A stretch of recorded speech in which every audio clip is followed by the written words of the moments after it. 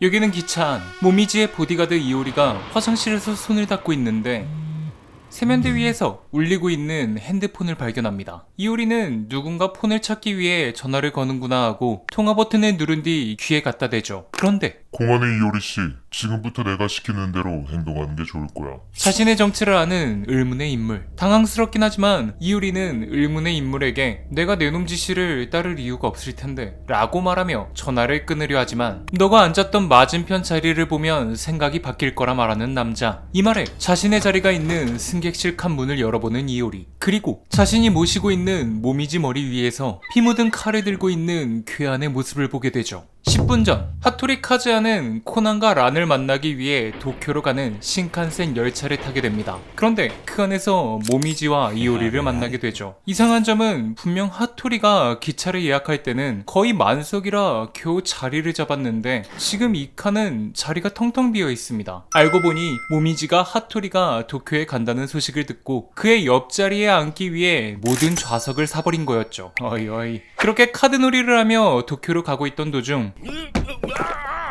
술에 취한 남자가 중심을 잃더니 이효리 옷에 맥주를 흘리고 맙니다. 이효리는 어쩔 수 없이 옷을 닦기 위해 화장실에 들어가고 인트로에서 봤던 상황을 직면하게 되죠. 손을 씻는데 세면대 위에서 핸드폰이 울렸고 그 전화를 받자 대뜸 자신의 이름과 전직 공안임을 알고 있는 의문의 남자. 게다가 그 남자는 이효리가 가장 소중하게 여기는 모미지의 목숨을 담보로 거래를 하려 합니다. 이효리는 어쩔 수 없이 전화기 속 남자의 요구가 뭔지 묻는데 우선 내놈의 핸드폰 전원을 끄고 통로에 있는 쓰레기통에 버리라 하죠. 다음 14호차로가 문 앞 오른쪽 자리에 있는 중년 남자를 흔들어 깨우라 지시합니다. 하지만 오른쪽 자리에 앉아있는 남자는 이미 깨어날 수 없는 상태였죠. 죽어 있었기 때문입니다. 이효리는 전화기 너머 속 남자에게 그는 이미 숨이 끊어졌다 말하는데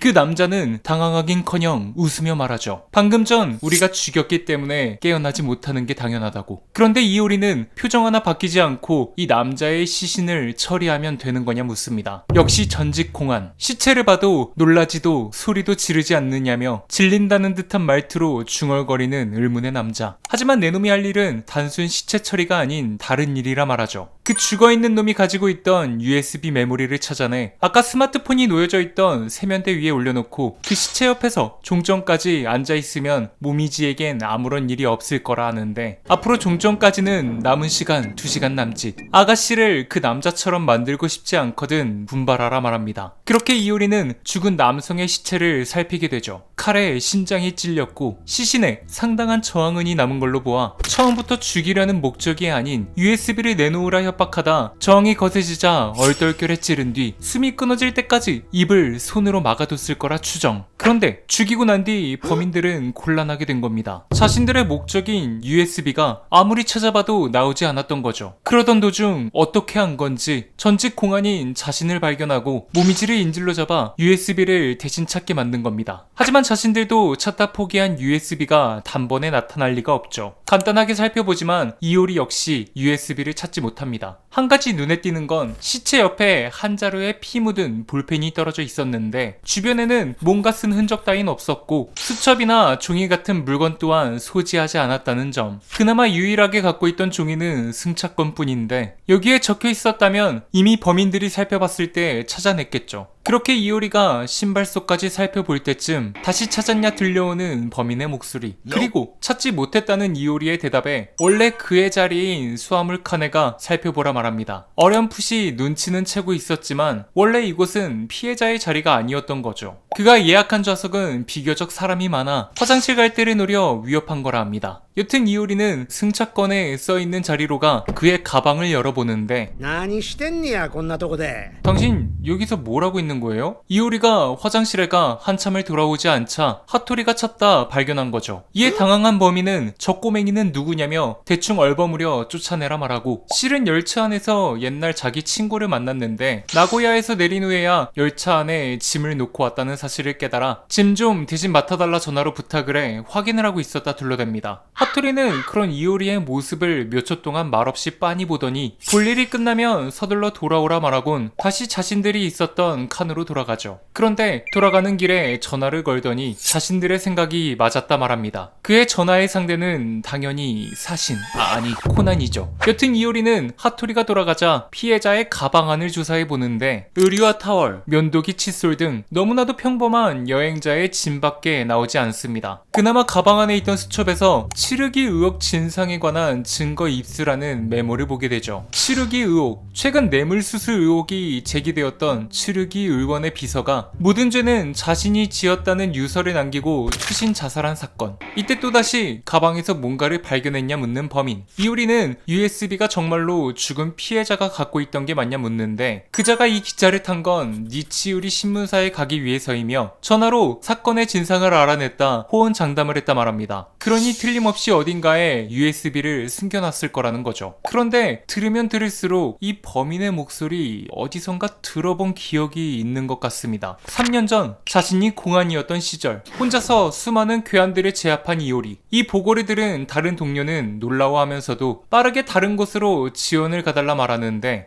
자신은 꽤나 깊은 상처를 입었고 어제 다른 사건에 관한 자료를 훑어보느라 잠을 별로 못 자서 30분만 눈 좀 붙이고 합류하겠다 말하죠. 전화를 끊고 부엌에 있는 수납 공간을 찾은 이효리는 알람을 맞추고 눈을 감으려 하지만 인기척이 느껴져 그 방향으로 총구를 들이밉니다. 그런데 그곳에 있던 건 오오카 모미지, 오오카 전 총리의 손녀딸이죠. 알고 보니 이곳은 오오카 전 총리의 별장이었고 다음 주에 일주일간 이 별장에 머문다는 보고를 받아 사전 조사를 하기 위해 나왔는데 어찌된 노릇인지 괴한들이 대거 공격해와 지금 이런 꼴이 됐다 합니다. 그리고 왜 괴한들이 들이닥쳤는지 그 이유를 여기서 알게 되죠. 모미지가 자신의 가문에 새 별장이 생겼다 해서 구경을 시켜달라 했는데 기왕이면 평소에 할아버지가 이용하는 차로 가고 싶다 때를 써서 왔다 합니다. 이 말에 눈으로 욕을 하는 이효리. 여튼 티를 마신 다음 집으로 돌아가려다 부엌에 있는 구멍을 발견. 급사를 놀래키기 위해 숨어 있었는데 한참이 지나도 오지 않아 막 나가려던 찰나였다 하죠. 이 말을 들은 이효리는 동료에게 다시 전화를 걸어 별채 후문으로 소녀 한 명이 나갈 테니 보호해달라 말하곤 전화를 끊습니다. 모미지에게도 야 너도 들었지? 라는 표정을 지으며 부엌문을 통해 후문으로 나가라 말하곤 잠을 자기 위해 눈을 감는데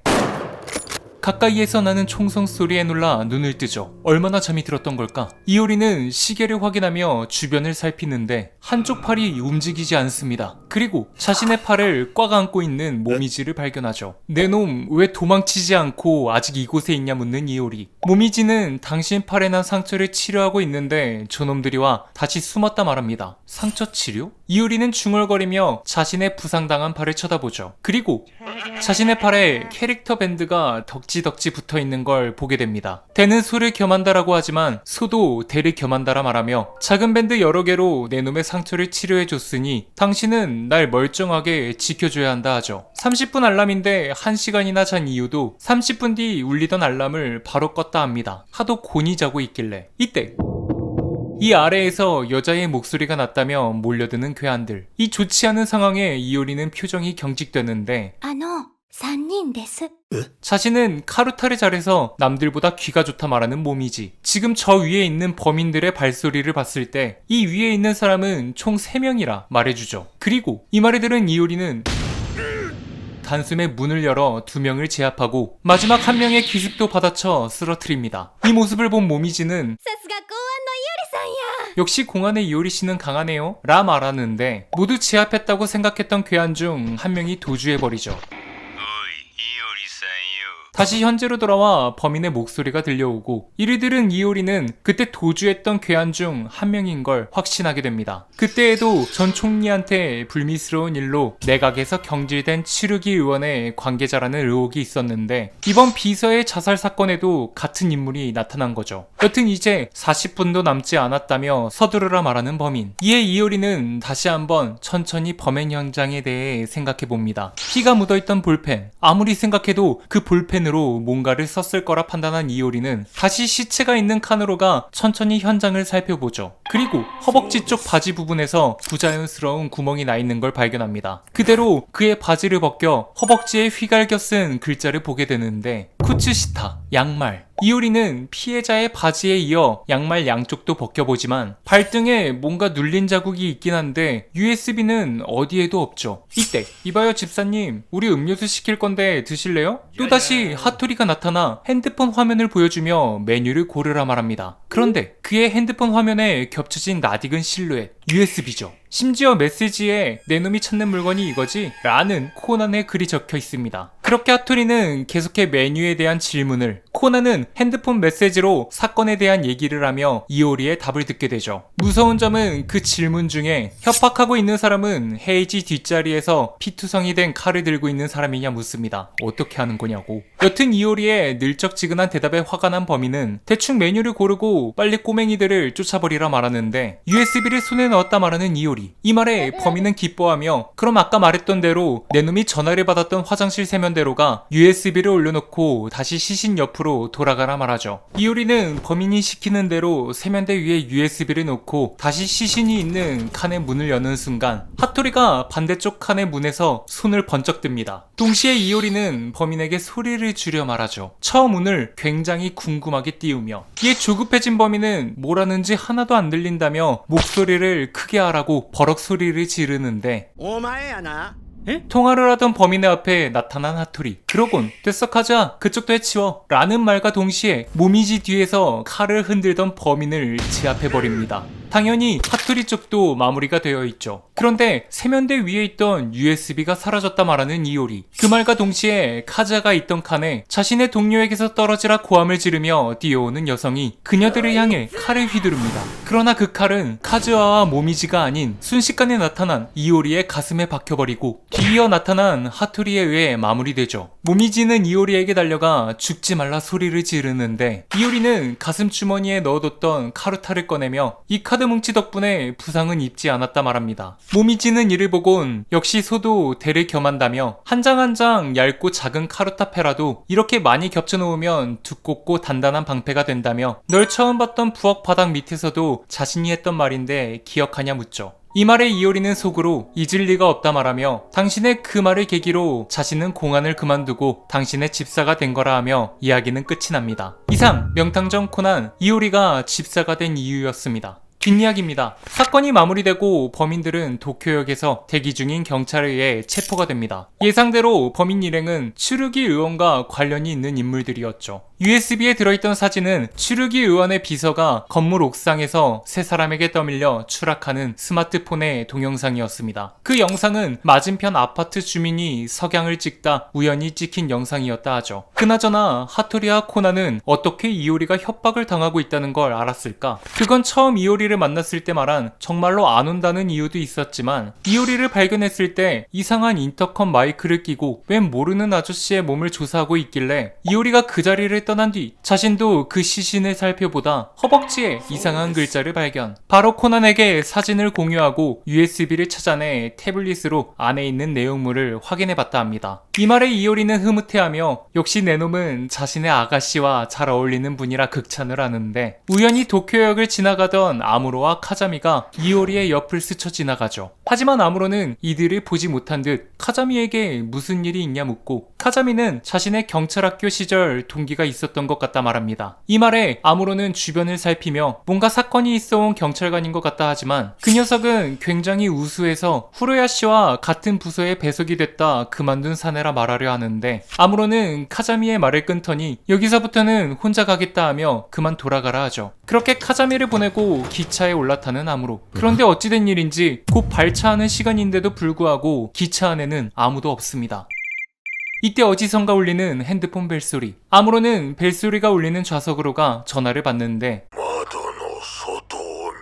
대뜸 창밖을 보라 말하는 목소리. 아무로는 그가 시키는 대로 창문 밖을 살피는데 맞은편 기차 창문에서 지팡이를 쥐고 있는 한 노인이 에도가와 코난에 대해 뼛속까지 철저하게 조사하라는 말을 남기곤 떠나버리죠. 그리고 뒤이어온 쿠로다의 전화를 받는 아무로. 쿠로다는 웬일로 내 놈이 전화를 늦게 받냐 말하며 무슨 일이 있냐 묻습니다. 그의 목소리가 상기된 것을 눈치챈 거죠. 이에 아무 일도 없다 말하며 이야기는 정말로 마무리되는데 이 에피소드 마지막에 나온 인물은 어디선가 본 적이 있습니다. 궤도키드와 왕관의 매직편에서 잠깐이지만 등장했던 실루엣. 찰나였지만 인상 깊었던 이유는 사건을 해결한 코난의 기사를 보곤 그 스마트폰을 지팡이로 박살내는 장면을 연출했기 때문이죠. 심지어 그의 지팡이와 그에게 날아오는 까마귀를 보곤 카라스마 레냐? 검은 조직의 보스라는 생각을 하기에 충분했던 장면이었습니다. 하지만 이번 편을 보며 느낀 건 카라스마 렌야라기보다는 오오카 모미지의 할아버지이자 전 총리였던 인물이겠구나 하는 생각이 더 강해졌죠. 그를 공안이 지켜왔다는 회상신이 이번 에피소드에서 나왔고, 공안에게 당연하다는 듯이 명령을 한다거나 기차를 통째로 예약해버리는 수법 또한 모미지와 같았기 때문입니다. 그런데 그가 왜 이토록 스마트폰을 박살낼 정도로 코난을 증오하고 아무로에게 뼛속까지 코난에 대해 철저하게 조사하라는 이유는 조금 더 지켜봐야 할 것 같은데, 아마도 이 떡밥은 굉장히 재미있게 회수가 되지 않을까 기대가 되네요.